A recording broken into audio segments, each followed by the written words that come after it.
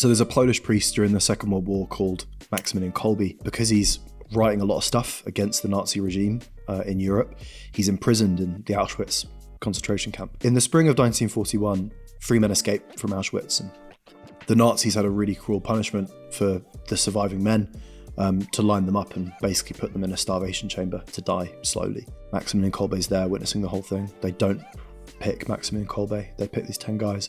And one of them, his name was Franciszek, he starts screaming and crying and he says, my wife, my children, I'm never going to see him again. And Maximilian, because he's a great saint and a holy man, steps forward and he says to the deputy commandant of the concentration camp, I want to take this man's place. And they agree. He goes in, and the Nazis would report they'd never seen anything like it. About 10 days later, they open up the chamber and most men have gone insane by this point. But these men are praying, they're singing hymns, they're serene, they're calm, and they're experiencing the presence of God sustaining them in that torture.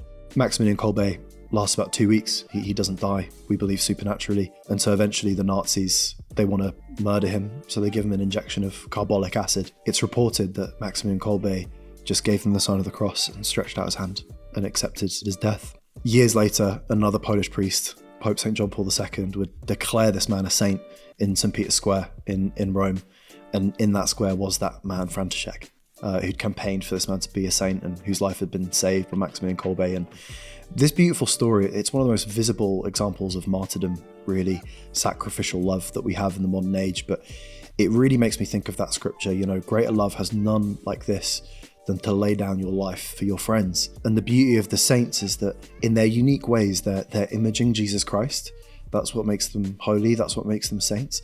And Maximilian Kolbe was in his life telling this beautiful story that his life was not really his, it was his to give away as an act of love for the least of these. So that's what I love about Maximilian Kolbe.